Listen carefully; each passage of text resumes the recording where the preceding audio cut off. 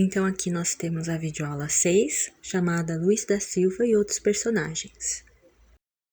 O objetivo dessa aula é mostrar a forma com que o narrador Luiz da Silva apresenta a si mesmo e aos outros personagens sob o seu próprio ponto de vista, e também compreender como ele se constitui como um personagem esférico, enquanto os demais se constituem como personagens planos.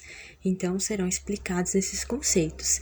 E é possível relacionar a forma com que ele apresenta esses personagens com a posição dele de narrador não confiável, pois não sabemos se essas descrições são realmente válidas, já que se trata de um ponto de vista. Nós podemos analisar personagens de ficção distinguindo-as de várias formas, entre elas classificando-as entre personagens planas ou esféricas.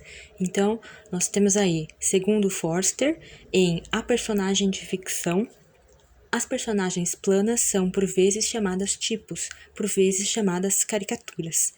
Na sua forma mais pura, são construídas em torno de uma única ideia ou qualidade. São facilmente reconhecíveis sempre que surgem e facilmente lembradas pelo leitor. Permanecem inalteradas no espírito porque não mudam com as circunstâncias. Já as personagens esféricas são organizadas com maior complexidade e, em consequência, capazes de nos surpreender. As suas características se reduzem essencialmente ao fato de terem 3 e não 2 dimensões. A prova de uma personagem esférica é a sua capacidade de nos surpreender de maneira convincente. Ela traz em si a imprevisibilidade da vida. Nós temos aqui alguns trechos onde temos a visão que Luiz tem de si mesmo. Então, nós podemos perceber que ele se autodeprecia, que ele tem pena dele mesmo. Ele é um personagem complexo, pois ao mesmo tempo em que se inferioriza, ele está sempre a criticar a todos que ele descreve em seu monólogo, e também complexo pela atitude trágica que ele toma e desencadeia o seu sofrimento. Então, ao longo de todo o livro, o Luiz se apresenta como alguém solitário quando criança, tímido como adulto e também de aparência feia. Então, nós vamos ler alguns desses trechos que mostram isso. Eu ia jogar peão sozinho ou empinar papagaio. Sempre brinquei só. Estava espantado, imaginando a vida que ia suportar sozinho neste mundo. Sentia ira e pena de mim mesmo. Encabulei. Sou tímido. Quando me vejo diante de senhoras, emburro, digo besteiras. 35 anos, funcionário público, homem de ocupações marcadas pelo regulamento. Além de tudo, sei que sou feio. Perfeitamente, tenho espelho em casa. Os olhos baços, a boca muito grande, o nariz grosso. O Luiz se mostra como uma pessoa complexa, com várias facetas, que é justamente a característica dos personagens esféricos, especialmente quando ele se refere à Marina. Ele se mostra contraditório, pois ao mesmo tempo em que ele tinha sentimentos e pensamentos negativos em relação à Marina e ao seu envolvimento com o Julião Tavares, o Luiz continua mostrando-se apaixonado por ela. Então, uma hora ele sente raiva dela, deseja o mal para ela, e em outro momento, um pouco depois, ele já está falando que quer estar com ela e do quanto ele sente ciúmes. Como aqui, por exemplo, Marina que fosse para o diabo. E 13 páginas depois ele já fala: tinha quase certeza de que, indo ao teatro, tudo se arranjaria. Marina voltaria para mim, Julião Tavares se achataria, se desagregaria como um pouco de azeite em água corrente. Dizia-lhe o insulto, mas estava cheio de piedade. Não sentia cólera, o que sentia era desgosto. Se eu pudesse fazer o mesmo com Marina, afogá-la devagar, trazendo-a para a superfície quando ela estivesse perdendo o fôlego, prolongar o suplício um dia inteiro. Enquanto leitores, nós temos acesso aos pensamentos de Luiz, conhecendo assim diversos pontos da sua personalidade. Em relação a todos os demais personagens, só podemos ter informações deles a partir das percepções do narrador, e ele os descreve de forma caricata e rasa, sendo assim personagens planas.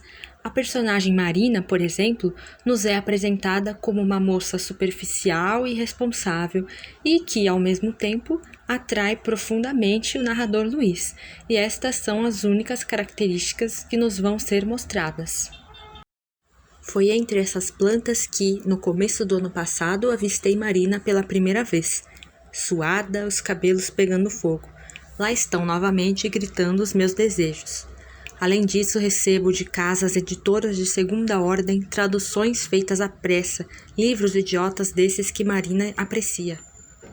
Naturalmente, gastei meses construindo esta Marina que vive dentro de mim, que é diferente da outra, mas se confunde com ela. Antes de eu conhecer a mocinha dos cabelos de fogo, ela me aparecia dividida numa grande quantidade de pedaços de mulher, e às vezes os pedaços não se combinavam bem, davam-me a impressão de que a vizinha estava desconjuntada. Foi difícil reunir essas coisas e muitas outras, formar com elas a máquina que ia encontrar-me à noite ao pé da mangueira, preguiçosa, ingrata, leviana. Então, podemos observar nessas passagens que ele descreve a Marina como alguém por quem ele se sente atraído, mas, ao mesmo tempo, criticando as coisas que ela gosta, como os livros e a Dona Mercedes, e caracterizando ela como alguém irresponsável e superficial. O personagem Julião Tavares é descrito de forma negativa, já que o narrador sempre sentiu antipatia por ele. É uma pessoa que ele não gosta, de quem ele tem inveja. Então, Julião Tavares não tinha nenhuma das qualidades que lhe atribuíram. Era um sujeito gordo, vermelho, risonho, patriota, falador e escrevedor. Como falavam alto, percebi claramente as palavras de Julião Tavares. Não tinham sentido, como o discurso do Instituto Histórico, pois foram tolices assim que aquele tipo nos veio impingir. Horrível. Diante dele eu me sentia estúpido. Comecei a odiar Julião Tavares. Farejava-o, percebia-o de longe, só pelo modo de empurrar a porta e atravessar o corredor.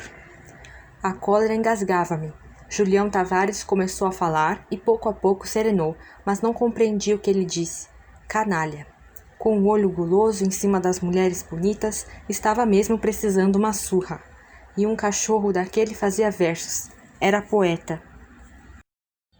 Quanto ao seu avô Trajano e o pai Camilo, são descritos sempre apenas como um velho fazendeiro e o seu filho, que estão em decadência.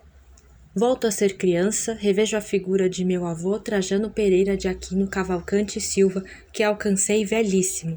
Os negócios na fazenda andavam mal. E meu pai, reduzido a Camilo Pereira da Silva, ficava dias inteiros manzanzando numa rede armada nos esteios do copiar, cortando palha de milho para cigarros. Outra personagem que podemos considerar como plana é a vizinha Rosália. Reside ali uma Dona Rosália, que tem um marido sempre ausente.